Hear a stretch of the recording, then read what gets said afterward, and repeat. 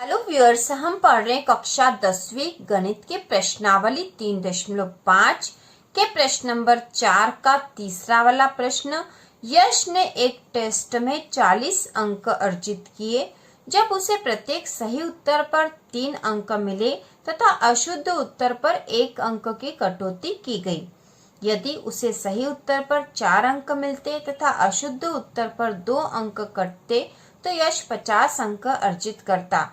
Test में कितने प्रश्न थे? तो कितने प्रश्न थे, तो यह हम कैसे अनुमान लगा लेंगे कि उसने सही कितने करे और गलत कितने करे।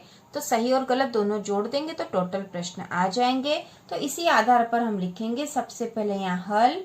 माना कि यश ने टेस्ट में x प्रश्न सही तथा y प्रश्न गलत किए। तो उसके सही प्रश्नों की संख्या कितनी हो गई x और गलत प्रश्नों की संख्या हो गई y, क्योंकि उसने x प्रश्न सही और y प्रश्न गलत किए तो ये संख्या हो गई x और y। तो हम यहाँ लिखेंगे। तो यहाँ हमें कहा गया है कि यश ने एक टेस्ट में 40 अंक अर्जित किए जब उसे प्रत्येक सही उत्तर पर 3 अंक मिले। तो यहाँ पर हम लिखेंगे प्रश्नानुसार।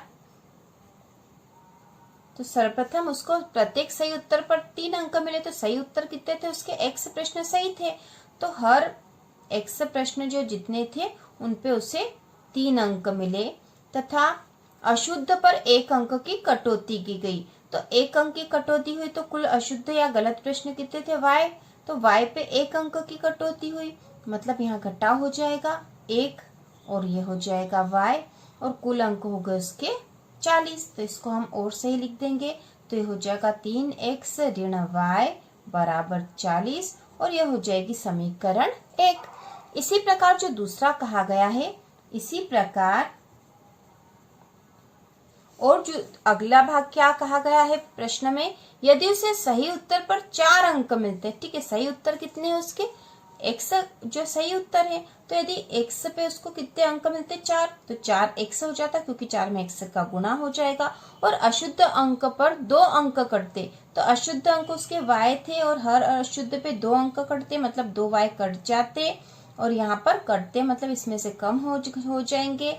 तो ये बराबर हो गया। तो ऐसी स्थिति में उसे 50 अंक मिल रहे थे।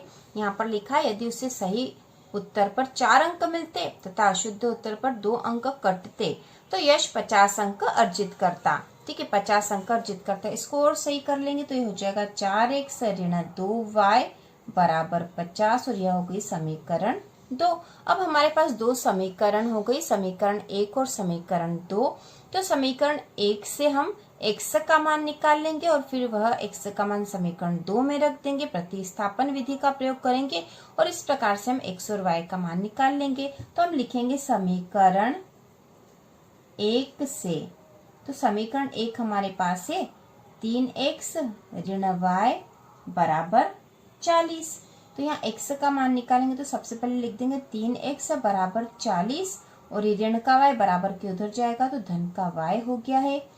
x बराबर हो जाएगा 40 धन y बटा 3। तो इसे हम समीकरण 3 नाम दे देंगे। x का मान निकाल लिया हमने और इसे समीकरण 3 नाम दे दिया है, जिससे हमें ध्यान रहे कि हमने x का मान समीकरण 3 में निकाला था।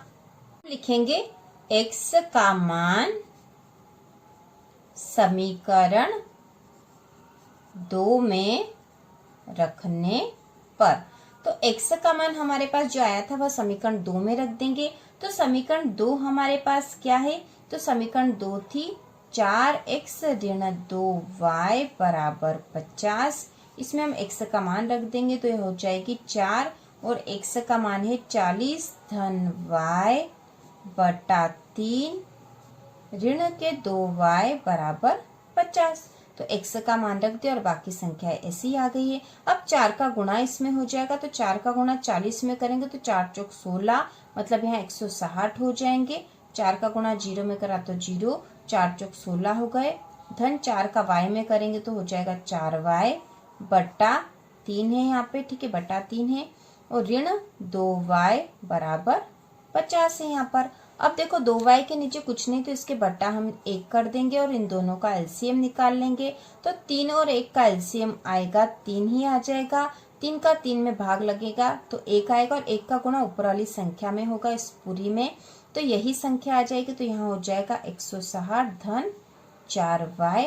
अब 1 का पाड़ा 3 बार बोलेंगे तो 3 आएगा। 3 का 2 में गुणा होगा, 3 दूना 6, 6y हो जाएगा और ऋण का होगा ये, ऋण का 6y बराबर 50। अब यहाँ पर ये 160 है, ये भी y है और ये भी y है, तो हम 6 में से 4y घटा देंगे क्योंकि ये धन का और ये ऋण का, तो धन ऋण ऋण होगा मतलब घटाव होगा।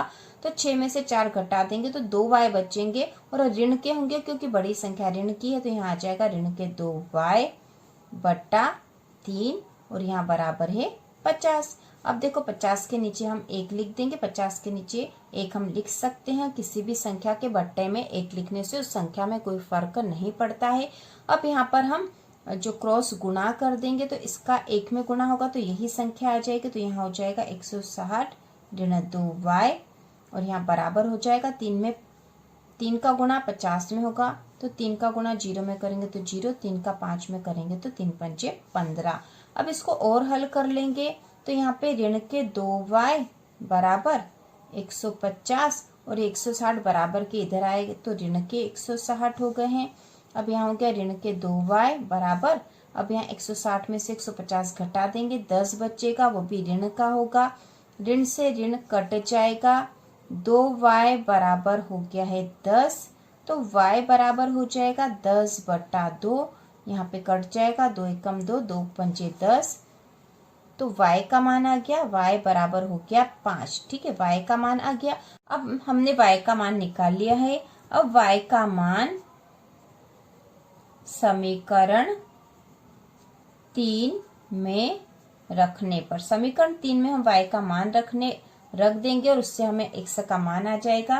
तो x बराबर है 40 धन y बटा 3, यह समीकरण 3 थी। तो हम यहाँ मान रख देंगे, x बराबर 40 धन y के स्थान पर रख दिया हमने 5 बटा 3, तो यहाँ हो गया x बराबर 40 और 5 45 बटा 3, ये कट जाएगा तो 3 एकम 3, 3 एकम 3, 3 पंचे 15, तो यहाँ हो जाएंगे x बराबर 15। ठीक है, x का मान आ गया हमारे पास 15।